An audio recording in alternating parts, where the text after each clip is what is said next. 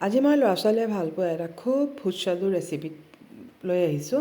তাৰ কাৰণে মই প্ৰথমতে কেৰাহীত মিঠাতেল দি দিছোঁ আৰু মই কেইটামান বাদাম দিছোঁ।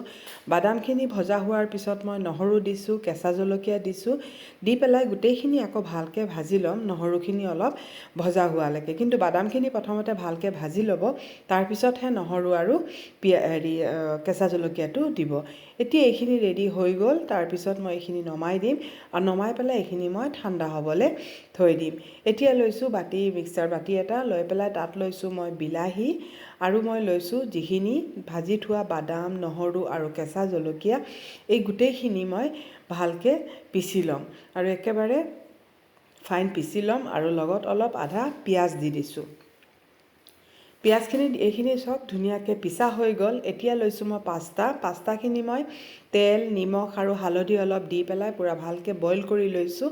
আৰু এতিয়া মই কেৰাহীখনত আৰু অলপ মিঠাতেল দি দিছোঁ, দি পেলাই আৰু অলপ পিঁয়াজ এটুকুৰা দি পেলাই এইখিনি অলপ ভাজি কৰি পেলাই আৰু যিখিনি মই পিচা আছিলে এইখিনি পেষ্টখিনি মই অলপ পানী মিলাই পেলাই ইয়াত দি দিছোঁ। দি পেলাই এইখিনি ইয়াত অলপ জিৰা, ধনিয়া আৰু জলকীয়াৰ গুড়ি আৰু অলপ মই হালধি দিছোঁ, দি পেলাই আৰু নিমখ দি পেলাই এইখিনি খুব ভালকৈ গেছৰ ফ্লেমটো হাই কৰি পেলাই খুব ভালকৈ মই এইখিনি মিক্স কৰি ল'ম, মানে লৰাই ল'ম। তাৰপিছত ঢাকি পেলাই থৈ দিম কেঁচা গোন্ধটো যোৱালৈকে, কাৰণ বিলাহী আৰু মছলাৰ অলপ কেঁচা গোন্ধ আছে, এইখিনি যোৱালৈকে। এইখিনি কিন্তু ভালকৈ মানে যাব লাগিব। ইয়াত অলপ মই চয়া চচ ব্যৱহাৰ কৰিছোঁ, নিদিলেও কোনো কথা নাই। চয়া চচ মই অলপ দিছোঁ আৰু দি পেলাই এতিয়া মই পাস্তাখিনি দি দিছোঁ। এই ধৰণে পাস্তা বনালে যে ইমানেই টেষ্টি লাগে খাবলৈ, খুবেই ধুনীয়া হয় আৰু খুব ভাল পাব ল'ৰা ছোৱালীয়ে। এই ধৰণে বনাই দিলে খুব ভাল পাব। আৰু এতিয়া গোটেইখিনি মই খুব ভালকৈ মিক্স কৰি দিছোঁ আৰু এয়া চাওক গোটেইখিনি মিক্স কৰি দিছোঁ।